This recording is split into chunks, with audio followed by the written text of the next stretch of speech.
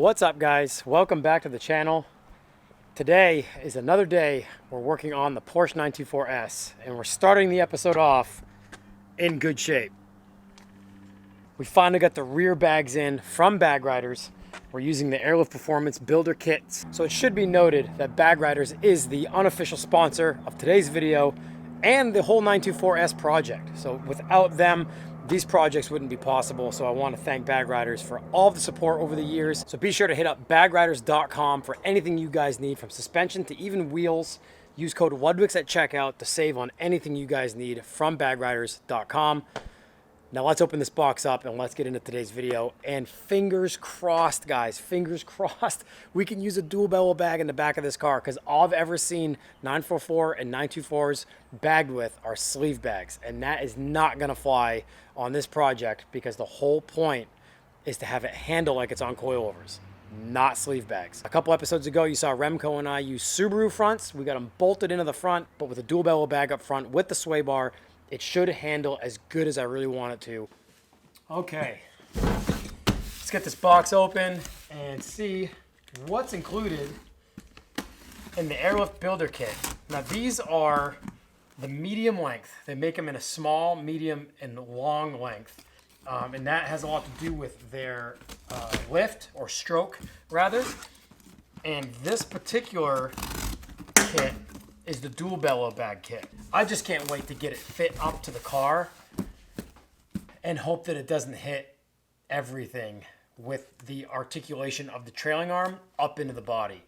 The 944s that I've seen bagged have built upper eyelet extensions to get the bag, which is a sleeve bag even, down far enough out of the cavity of the car so it wouldn't rub. Okay. This is it right here. Dual bellow, eyelet on the bottom with a threaded body, which will probably have to be extended quite a bit. And the top piece threads right on. So that adjuster fits down in there, and this will thread right on. All right, well, let's go to the car and give it a quick peek, and we'll see, boy, what the top looks like. Now, I haven't put the rear end back in the car yet. The whole torsion tube, trailing arms, all that, spindles, knuckles, axles, all that still out of the car, because I want to have enough room up in there to do any modifications or rerouting of fuel and brake lines necessary just to get the top fitted. So we won't know for sure what the bottom looks like quite yet, but let's go take a look what the top will look like. This is actually the moment of truth. I don't know of anyone in my searches that has used a dual bellow bag in place of where you would normally put a coilover when you coilover convert a 944 and 924. I've seen braces off the cross members and off the trailing arms, stuff that really doesn't look too good or too professional or even that safe. But what I have seen is just the sleeve bags in place of where you would normally put a coilover, which is where you normally mount the OEM shock. I've seen some of your comments. The mounts are able to withstand the weight of the car. It's a unibody car, and all the guys that race these cars that put coilovers where the shocks are haven't really had to reinforce anything. I'm sure some guys do, but in a general overall way, I have not heard of anyone having to reinforce the upper boxed-in mounts. They're welded in, they're boxed in. So this is quite important for me. I really didn't want to put a sleeve bag in here. I know I've been saying that ad nauseum, but I can't stress that enough, that I really hope that this dual bellow bag fits. No way. I didn't even put the bolt through. This upper perch is acting as like a protector, right? I mean, this like kind of protects the bag in a way. This doesn't even hit up in that cavity. Let's put a bolt through it.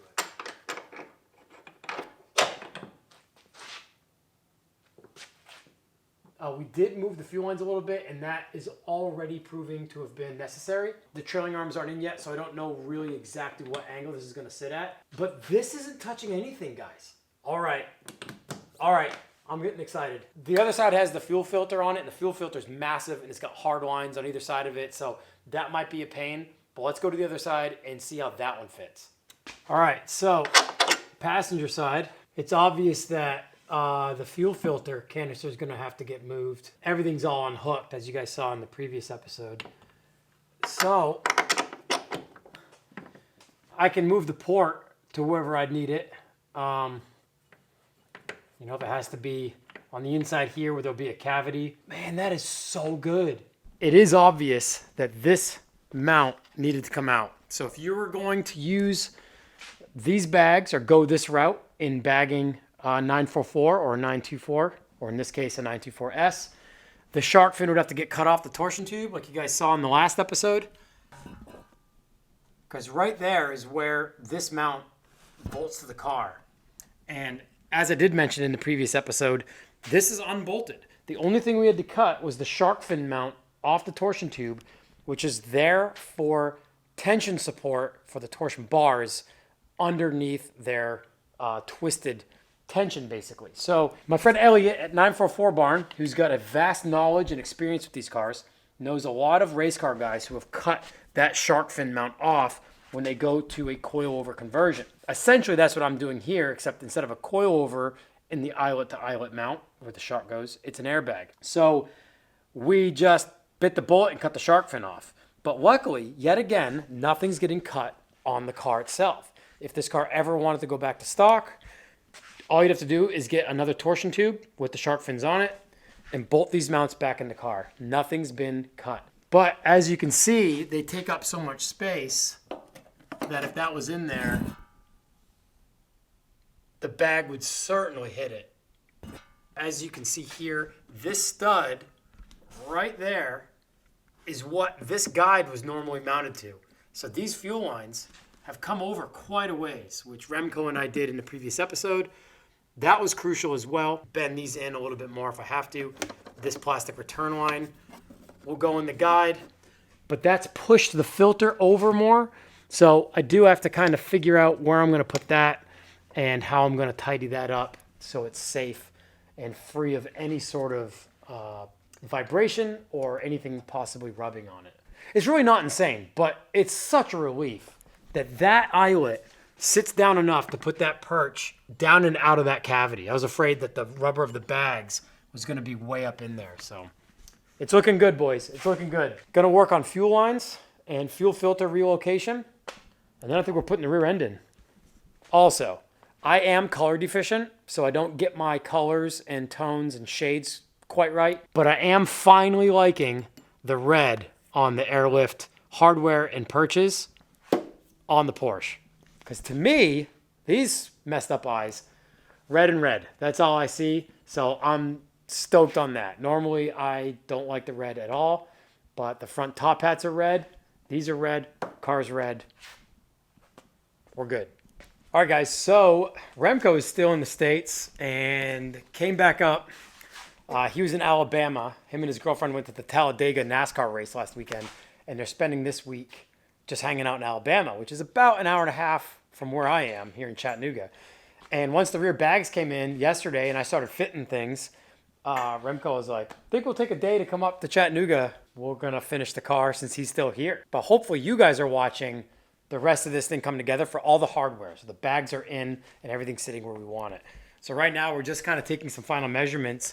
As I mentioned yesterday, or what you guys just saw in the last clip, was where some things kind of have to be rerouted, but we're on the right path for the fuel lines and for the fuel filter. Okay, so what we haven't filmed a lot of is all this small relocation nonsense. Took 2 hours? Yeah. So we've got the fuel filter in on this side, and there's a bracket that it mounts to, and normally this bracket has rubber mounts to kind of like dampen its ride in the car. And the reason why we're having some issues is when we relocated these lines over away from this stud, you can see where the old guide used to be. We moved it over a solid 6 inches to get away from this bag. Well, when we did that, it pushed everything over this way closer to this bag. So with a 45-degree angle swivel fitting on this end and a wild like 180-degree bend on this banjo fitting on the pump, we're kind of we've modified the mount. We took the rubber bushings off so we could move it in, and then we bent the hard line, and we've kind of just been like trying to re-angle everything so when the bag is in and probably at an angle, it won't rub on any of these lines. And so now we're just kind of cable tying them together. So that's what we've been fiddling on for a solid hour. We still don't have the rear end in yet because we wanted to keep the rear end out so we had more room to work up in here, and that's helped out significantly. I think we'll be sitting over there, Yep. so we're never going to hit it.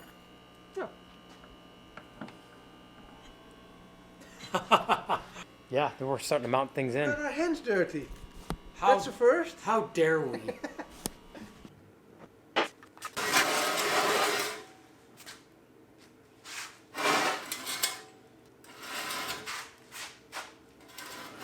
All right, so we got the rear end up on jack stands and gonna bring the car down, and we're gonna get her fit. One less mount to have to worry about because we don't have the shark mount anymore. So it'll just be the forward mount that takes the big bolt through the cage in the car, and then this like U-mount that fits over this stud here that receives a square washer that fits right in that casting. And Elliot from 944 Barn said this is always a boxing match, basically. It's easy, but it's to get everything fit in. He told me, he goes, you'll think you've got it, and then you don't. No, we're 2 pros now, so easy job. I'm not gonna jinx it quite yet, because Elliot was totally right. But we're gonna get it in, no problem. And then we're gonna get the airbags mounted, and fingers crossed, everything we've moved is moved in the right place. We're getting close. We're gonna put wheels on here before the end of this episode.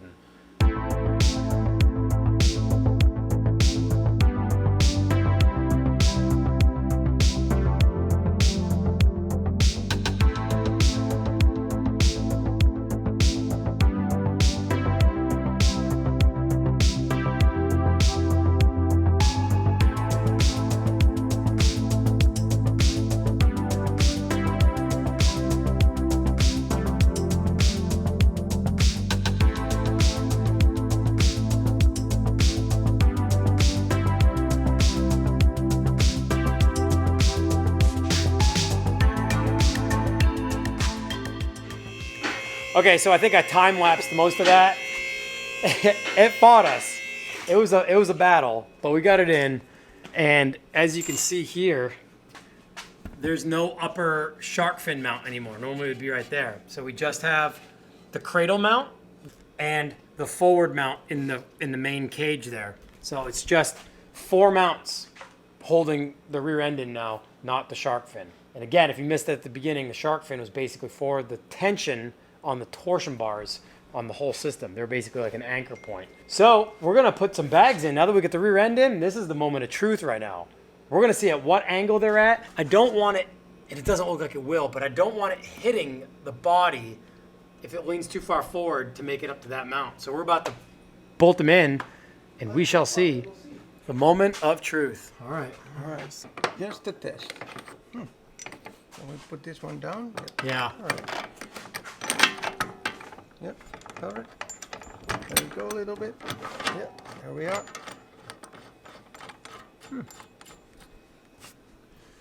That's looking pretty decent. Dude. Only this, the axles. The axle's gonna be pretty tight. But not.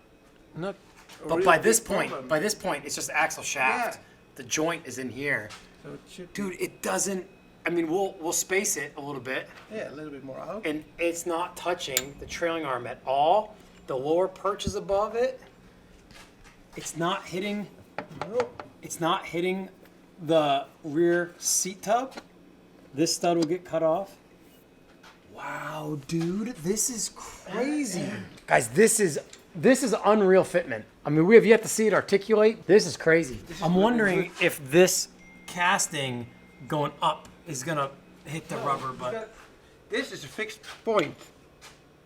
So, and the rubber is almost not coming out when it's going in, so, because Yeah. this is a fixed point. right, And we can always space this out right. as much as we Yeah. want. That doesn't look like a bad angle either. No, perfect Man. angle. All right, let's get the other Okay. one in. Here, Oh yeah. outside. Here we go.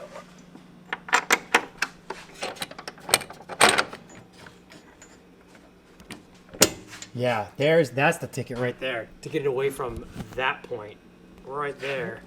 All the way outside. Dude, this is looking good. Oh boy. Guys, we're looking pretty good up in here. We fought with this nonsense for far too long, but The result is there. yeah, and up in here, not hitting. Again, if we space this out a little bit.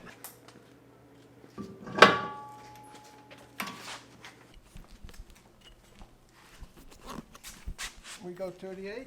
All right, so what we're doing now, rear end is in, we got the wheels on, and we are trying to just dial in the extension of the body.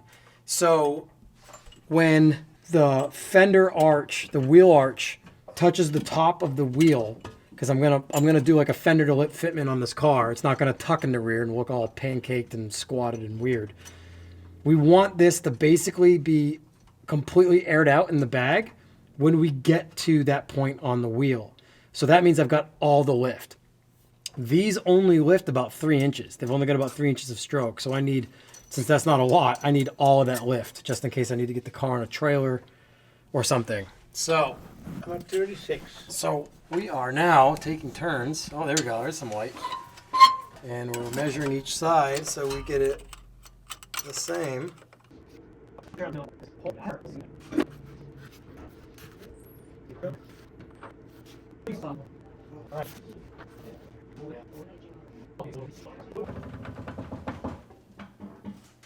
Ooh, it stopped. Yeah, we're just about there, and I don't think it'll go that far. It will go a little farther with a tire. The weight of the car will probably. Yeah. The Look. tire will flatten a little bit. Look. Yeah. That is wild fitment.